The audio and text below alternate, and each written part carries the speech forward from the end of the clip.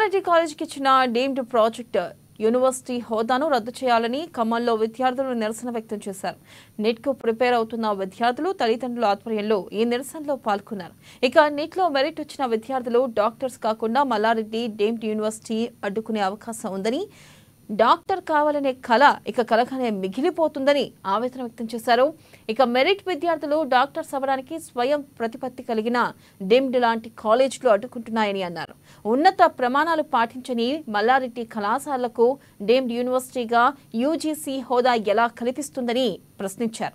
ఇక విద్యాదానం గొప్పది అని మల్లారెడ్డి అనేక సందర్భాల్లో చెప్పినప్పటికీ ఎక్కడా పాటించిన దాఖలాలు లేవని అన్నారు.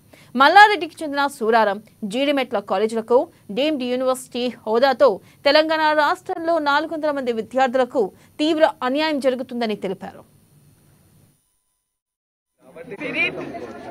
ఈ డీమ్డ్ యూనివర్సిటీ హోదా కల్పించడం ద్వారా ఏం జరుగుతుంది అంటే, అంతకుముందు ప్రైవేట్ కాలేజీల్లో ఒక 50% సీట్స్ అన్నీ కూడా కేవలం సంవత్సరానికి 60,000 రూపాయలకి బీసీ ఎస్సీ ఎస్టీ విద్యార్థులకు అయితే ఫీ రీఎంబర్స్మెంట్ ద్వారా ఫ్రీ సీట్లుగా ఉన్నాయి.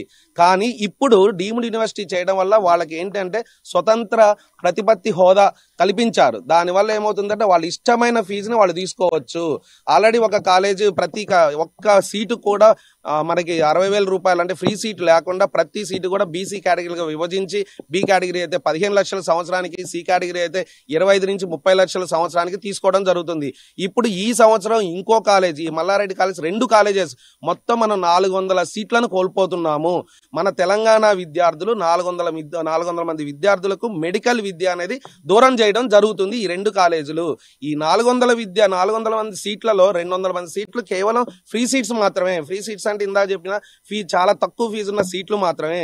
ఈ 200 మంది విద్యార్థులు కూడా ఈ సంవత్సరం మన మెడికల్ విద్యకి దూరంగా జరగటం జరుగుతుంది. ఈ డీమ్డ్ యూనివర్సిటీ వల్ల ఒక ప్రమాదం ఏంటి అంటే, ప్రతి ఒక్కళ్ళు ప్రతి ప్రైవేట్ కాలేజీలు కూడా ఇదే తరహాలో వెళ్ళడం మొదలు పెడితే, అన్ని ప్రైవేట్ కాలేజీలు డీమ్డ్ యూనివర్సిటీస్ అయితే కేవలం మనకి గవర్నమెంట్ సీట్స్ మాత్రమే మిగులుతాయి. దానివల్ల సగం మంది విద్యార్థులు ఎంబీబీఎస్ చేసిన తర్వాత సగం మంది విద్యార్థులు మేనేజ్మెంట్ కోటాలో, సగం మంది విద్యార్థులు మెరిటోరియస్ స్టూడెంట్స్ ఉంటారు. అంటే మనకి బయటకు వచ్చేసరికి అవుట్పుట్ డాక్టర్స్ అనేవాళ్ళు, మెరిటోరియస్ డాక్టర్స్ అనేది కేవలం సగం మంది మాత్రమే సమాజానికి మనకి కల్పించబడుతుంది.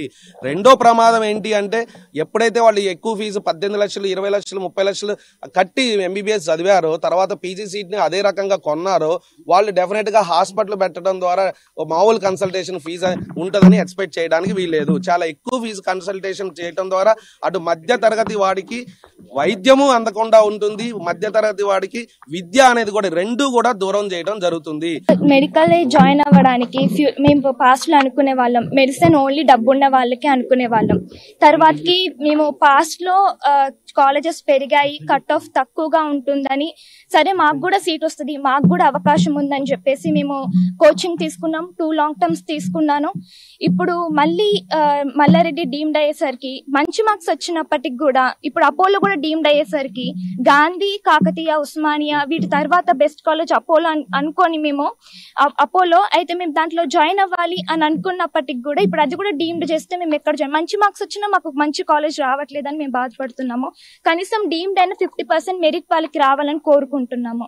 ఇప్పుడు నిరూపించారు అది పేదలకి మెడిసిన్ వద్దు అన్నట్టుగా, వాళ్ళకి అవసరం లేదు అన్నట్టుగా ఉంది ఇప్పుడు.